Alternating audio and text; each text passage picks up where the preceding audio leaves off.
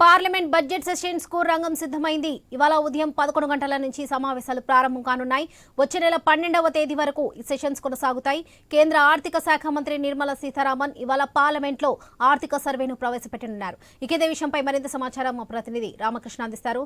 రామకృష్ణ, ఈ సెషన్స్ కు సంబంధించి 2024 నుండి 25 ఆర్థిక సంవత్సరంలో మిగిలిన 8 నెలల కాలానికి కేంద్రం బడ్జెట్ ను ఇవాళ ప్రవేశపెట్టనుంది. దీనికి సంబంధించిన డీటెయిల్స్ ఏంటి?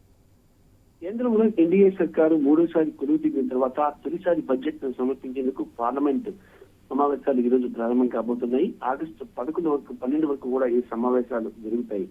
మరి ఈ బడ్జెట్ ముందు ఆర్థిక సర్వేని 2023-24 ఉంచనున్నారు. మరి ఈ రోజు మంగళవారం నాడు కేంద్ర ఆర్థిక మంత్రి నిర్మలా సీతారామన్ పూర్తి స్థాయి బడ్జెట్ ను ప్రవేశపెడతారు. కేంద్ర పాలిత ప్రాంతమైన జమ్మూ కాశ్మీర్ కి సంబంధించి 2024 బడ్జెట్ కూడా జూలై 23 పార్లమెంట్ కు సమర్పించనున్నారు. మొత్తంగా ఈ పార్లమెంట్ సెషన్ లో కేంద్రం మొత్తం 6 బిల్లులు ఆమోదం తీసుకురానుంది. మరి ఒకవైపు నీట్ ప్రశ్నపత్ర లీకేజీ, రైల్వే భద్రత, కావడి యాత్ర మార్గంలో హోటల్ యజమానులపై పేర్లు వేయాలని నిబంధన వంటి అంశాలపై కేంద్రాన్ని ఐక్యంగా నిలదీయాలని ప్రతిపక్షాలు భావిస్తున్నాయి. అంతేకాదు సంప్రదాయాన్ని అనుసరించి డిప్యూటీ స్పీకర్ పదవికి ప్రతిపక్షాలు ఖచ్చితంగా కేటాయించాలని ఆదివారం నాడు జరిగిన అఖిలపక్ష సమావేశంలో కాంగ్రెస్ డిమాండ్ చేసింది. మరి బడ్జెట్ సమావేశాల కార్యాచరణపై చర్చించేందుకు రక్షణ మంత్రి రాజ్నాథ్ సింగ్ అధ్యక్షతన కేంద్ర ప్రభుత్వం నిర్వహించింది. మరి అయితే ఒక్క సభ్యుడు ఉన్న పార్టీలు సహా ఈసారి అందరినీ అఖిలపక్ష సమావేశానికి ఆహ్వానించారు. దీనిలో 44 పార్టీల నుంచి 55 మంది నేతలు హాజరై తమ డిమాండ్లు వినిపించారు. మరి పార్లమెంట్ లో తమ గొంతు వినిపించే అవకాశం ఇస్తారన్న భరోసాను కల్పించాలని వారు కోరారు. ఆంధ్రప్రదేశ్, బీహార్, ఒడిశాలకు ప్రత్యేక హోదా కల్పించాలని వైసీపీ, జేడీయూ, బీజేపీ నేతలు డిమాండ్ చేశారు. కావడి యాత్ర అంశాన్ని సమాజ్వాదీ పార్టీ ఎంపీ రామ్ గోపాల్ యాదవ్ ప్రత్యేకంగా ప్రస్తావించారు.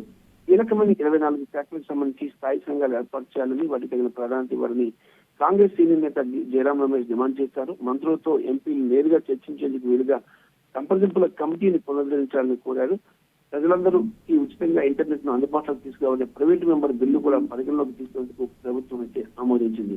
దీంతో పాటు ఉన్నత న్యాయస్థానాల విశ్రాంతి న్యాయమూర్తులకు రాజకీయాల్లోకి రావడం, కుచులమ మీద ఆర్టిఫిషియల్ ఇంటెలిజెన్స్, అలాగే డీప్ ఫేక్, పౌరసత్వ సవరణ చట్టాలపై ఇలాంటి బిల్లులను 23 బిల్లుల్ని రాజ్యసభలో ప్రవేశపెట్టనున్నారు. సమావేశమైన తర్వాత అయితే దీంతో పాటు ఇక ప్రతిపక్షాలు ఎలాంటి ఒత్తిడి తీసుకొచ్చినా కూడా వాటిని ఎదుర్కొనేందుకు పాలక పక్షం కూడా సిద్ధంగా ఉంది. మరి ఈ రోజు నుంచి పార్లమెంట్ సమావేశాలు ప్రారంభమై ఆగస్టు 12న ముగుస్తాయి. రేపు కేంద్ర బడ్జెట్ ను నిర్మలా సీతారామన్ ప్రవేశపెట్టున్నారు.